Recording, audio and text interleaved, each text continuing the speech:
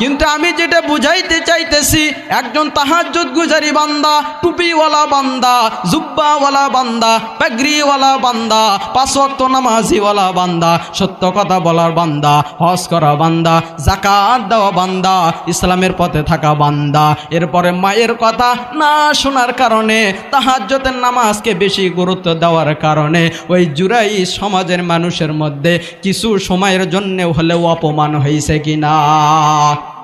জোরে বল।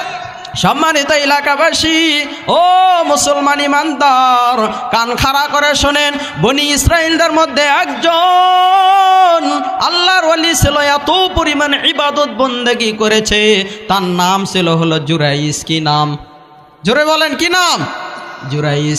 এই জুরাইশ পাহাড়ের উপরে উঠে তাহাজ্জুদ নামাজ পড়ে। তাহাজ্জুদ নামাজের আয়াত কোরআন শরীফের মধ্যে আছে না নাই? আবার আল্লাহ তাআলা বলেন, ওয়া মিনাল লাইলি ফাতাহাজ্জাত বিহি নাফিলাতাল লাকা আসা আইয়াবআসাকা রাব্বুকা মাকামাম মাহমুদা। জোরে বলে আল্লাহু আকবার। আবার আল্লাহ তাআলা বলেন, ও দুনিয়ার মানুষ, জুরাইশ নামক এই আল্লাহর ওয়ালি এত পরিমাণ তাহাজ্জুদের নামাজ পড়তেছে, কিন্তু প্রতিমধ্যে তার মায়ের পানির তৃষ্ণা লেগেছে। মা বলতেছে, বাবা আমাকে একটু পানি দাও। জুরাইশ ভাবতেছে, আমি নামাজও শুরু করলাম আর আমার মায়ের পানির তৃষ্ণা লাগলো। এমন সন্তান আছে না নাই? জোরে বলেন, আছে না নাই? এইবার আবার মা তাকে বলল, ও বাবা আমাকে পানির তৃষ্ণা লেগেছে, আমি একটু পানি খাবো।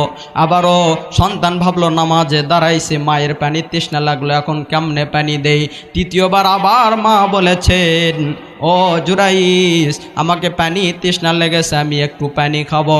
জুরাইশ মাকে পানি না দিয়ে যখন নামাজের মধ্যে মশগুল থাকলো, আমার আল্লাহ তাআলা বলেন যে দাঁড়াও দাঁড়াও, তোমার মায়ের মাধ্যমে এমন একটি বদদোয়া আসবে, এই বদদোয়ার দ্বারা তুমি একজন জিনাকারী মহিলার সঙ্গে লাঞ্ছিত হবা। সকলে বলে নাউজুবিল্লাহ। কার সঙ্গে লাঞ্ছিত হবে? জিনাকারিনী মহিলা। দেখা গেল মা বলতেছে, ও জুরাইশ আমি মা হয়ে তোকে ডাকলাম, কিন্তু তুই আমাকে সাড়া দিলি না, আমার পানির তৃষ্ণা মিটালি না। আমি দোয়া করলাম, আল্লাহ আমার সন্তানকে তুমি একজন জিনাকারিনী মহিলার সঙ্গে অপদস্থ করো। আমার আল্লাহ তাআলা বলেন, সঙ্গে সঙ্গে ওই মহিলার দোয়া আল্লাহ তাআলার দরবারে কবুল হয়ে গেছে। ঠিক কিনা বলেন? কি কবুল হয়েছে কিনা? কবুল হয়ে গেছে। দেখা গেল 3 দিন পর সুন্দরী রমণী একজন নারী জুরাইশের গেটে এসে লক দিয়ে বলতেছে, জুরাইশ গেটটা খুলে দাও। গেট খুলে দেওয়ার পরে দেখে এত সুন্দর একজন নারী ওখানে উপস্থিত হয়ে গেছে। সে বিভিন্ন যৌন কামনার জন্য তার সঙ্গে ইচ্ছা পোষণ করতেছে। জুরাইশ বলতেছে, ও আল্লাহর বান্দি, আমি কিন্তু খাস একজন আল্লাহর বান্দা, আমি তাহাজ্জুদের নামাজ পড়ি, আমি হুজুর মানুষ, জুব্বা পরে থাকি, পাগড়ি পরে থাকি, তুমি এখানে কেন আসছো? ঠিক কিনা বলেন? কথা বলেন, ঠিক কিনা? তো এই কথা বলার কারণে ওই রমণী বলতেছে, ও জুরাইশ আমি এত সুন্দর নারী, এত সুন্দর রমণী, এত সুন্দর সুন্দরনী, এরপরও কি আমাকে তোমার পছন্দ হয় না? তোমার রুমের মধ্যে আমাকে নিয়ে গিয়ে আমার সঙ্গে অপকর্ম করো। সকলে বলে নাউজুবিল্লাহ। এইবার জুরাইশ যখন রাজি হয় না, তখন ওই রমণী রওনা হয়েছে। পাহাড় থেকে নামিয়ে দেখে রাইউন একজন রাখাল গরু চড়াইতে গিয়ে বা ভেড়ি চড়াইতে গিয়ে চড়াইতে চড়াইতে হঠাৎ করে ঘুম এসে গেছে। ঘুম থেকে এইবার ওই রমণী বলতেছে, এটাই আমার সুযোগ, এই রাখালের সঙ্গে আমি অপকর্ম করব আর দোষ দেব হলো ওই হুজুরের। ঠিক কিনা বলেন? কি বর্তমান সময়ে আছে না নাই? অকাম করে একজন দোষ দেয়, হুজুর দেয়। ঠিক কিনা বলেন? বইয়ে উল্টা পাল্টা লেখে, আর বইয়ের ভুল যদি হুজুরেরা ধরাইয়া দেয় তাহলে বলে যে আমরাই নাকি বিভ্রান্ত ছড়াইতেছি। ঠিক কিনা বলেন? কথা বলেন, ঠিক কিনা? বইয়ের মধ্যে মনে করেন যে কত আজে বাজে কথা ঢুকাইছে, কত ইসলাম বিরোধী কথা ঢুকাইছে, নারী বিদ্বেষী কথা ঢুকাইছে। এরপরে মনে করেন ইসলামী স্কলার অর্থাৎ ইসলামিক ছাত্রদের মাথা থেকে টুপি সরাইয়া, হিজাব সরাইয়া ওখানে কার্টুনদের ছবি দিয়ে রাখছে। ঠিক কিনা বলেন? কথা সত্য না মিথ্যা? তো আজকে এগুলো যখন আমরা ধরাইয়া দেই তখন আমরা হই জঙ্গিবাদী, মৌলবাদী। ঠিক কিনা বলেন? কথা সত্য না মিথ্যা?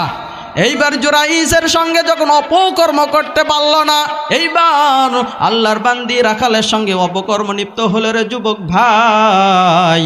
রাখালের সঙ্গে লিপ্ত হওয়ার পরে আস্তে আস্তে ধীরে ধীরে দেখা গেল 3 মাস হওয়ার পরে ওই রমণীর পেট ফুলে উঠছে। উঠবে কি উঠবে না? জোরে বলেন, অপকর্ম করলে ফুলবে কিনা, উঁচু হবে কিনা? জোরে বলেন। কিন্তু অপকর্ম করছে রাখালের সঙ্গে, আর ফাঁসায় যাইতেছে হলো জুরাইস, ঠিক কেনা বলেন?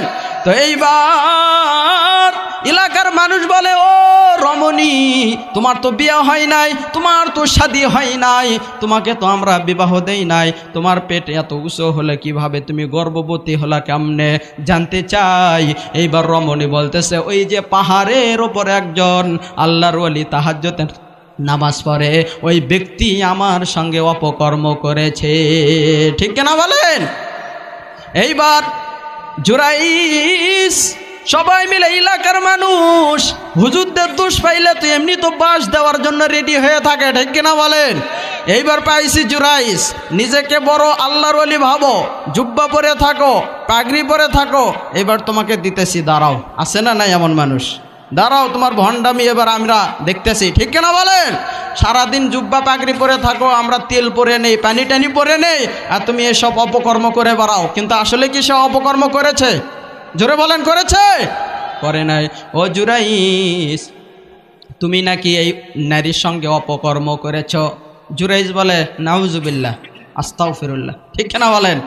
নাউজুবিল্লাহ, আস্তাগফিরুল্লাহ বলে কি? আমি তাকে চিনি না, আমি কেমনে অপকর্ম করলাম? তো তাহলে এইবার জুরাইস বলতেছে, ও রমণী, উপরের দিকে তাকাও, তুমি যদি আল্লাহর খাস বান্দি হয়ে থাকো, আর তোমার যদি একজন আলেমের প্রতি বা আবেদের প্রতি যদি মহাব্বত থাকে, আল্লাহর বান্দার প্রতি যদি মহাব্বত থাকে, সত্য কথাটা বলে দাও, তোমার সঙ্গে কি অপকর্ম করেছে? এইবার ওই রমণী বলতেছে যে তুমি আমার সঙ্গে অপকর্ম করেছ। জুরাইস আরো ফাঁসলো কিনা? জোরে বলেন, ফাঁসলো কিনা? এইবার জুরাইস, এলাকার মানুষ বলতেছে, ও জুরাইস, এবার তো আর তোমার অস্বীকার করার কোনো সুযোগ নাই। এইবার জুরাইস বলতেছে, সুযোগ না থাকলেও আমার রবের কাছ থেকে আমি ঠিক ওই সত্যটা বের করে নেব। জোরে বলে আল্লাহু আকবার। এইবার জুরাইস বলতেছে, ও এলাকার মানুষ, ওই রমণীর পেটের মধ্যে যে ছোট বাচ্চাটার জন্ম হইতেছে, রক্ত মাংসে গোস্তর টুকরা হইতেছে, ওই সন্তানকে আমি জিজ্ঞাসা করব যে ওই সন্তানের বাবাকে। আল্লাহু আকবার বলি, ওই সন্তানের বাবাকে। এলাকার মানুষ বলতেছে, ও জুরাইস, তোমার কি মাথা নষ্ট হয়ে গেছে? তুমি কি পাগল হয়ে গেছো? ওই সন্তান কি কোনোদিন জবাব দিতে পারবে? আপনাদের কি মনে হয়? কিন্তু আল্লাহর সাহায্য থাকলে পারবে কিনা? জোরে বলেন, পারবে কিনা? কিন্তু আমাদের আজকালকার গর্ভবতী মায়ের যে অবস্থা, তাদেরকে যদি জিজ্ঞাসা করা হয়, তারা বলতে পারবে? পারবে না। কিন্তু ওখানে আল্লাহ তাআলার সহযোগিতা আছে, হেল্প আছে, নাসরুন আছে। এই জন্য আল্লাহ তাআলা আল্লাহর বান্দাকে ওখানে কি করে দেবে? বিজয়ী দান করবে। গভীর মনোযোগ দিয়ে শুনেন, মায়ের সঙ্গে বেয়াদবি করার কারণে কিন্তু অপদস্থ হইতেছে তাহাজ্জুদ গুজারি, ঠিক কিনা বলেন? কি গুজারি? তাহাজ্জুদ গুজারি। শেষ করে দেব, সংক্ষেপে বলতেছি। এইবার জুরাইস পুরো এলাকার মানুষকে বলে, ওই সুন্দরী রমণীর পেটের মধ্যে যে একজন সন্তানের জন্ম হয়েছে, আল্লাহি বিল্লাহি তাল্লাহি, খোদার কসম করে বলতেছে আমি ওই সন্তানের বাবা না।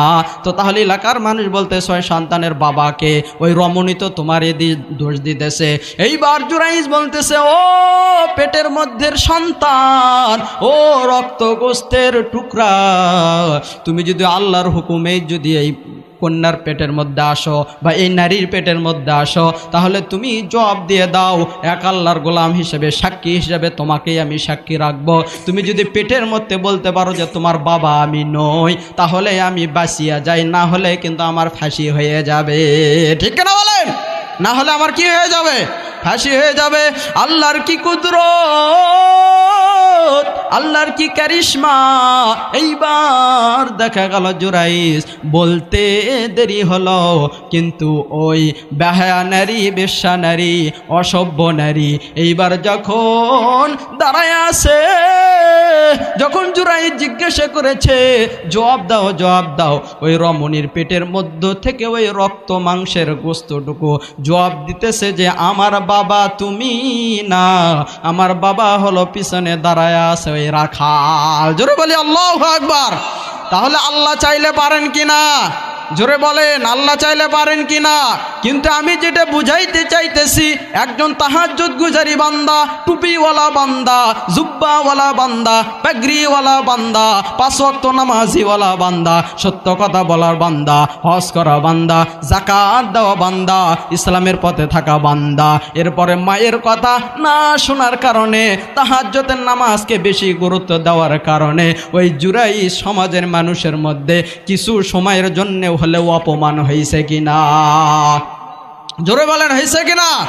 অপমান হয়েছে। তো এই জন্য দোস্ত বুজুর্গ, যেহেতু আমরা সময় সংক্ষেপ, তো মা এবং বাবার খিদমতের সম্পর্কে যে আমি বয়ানটি দিয়ে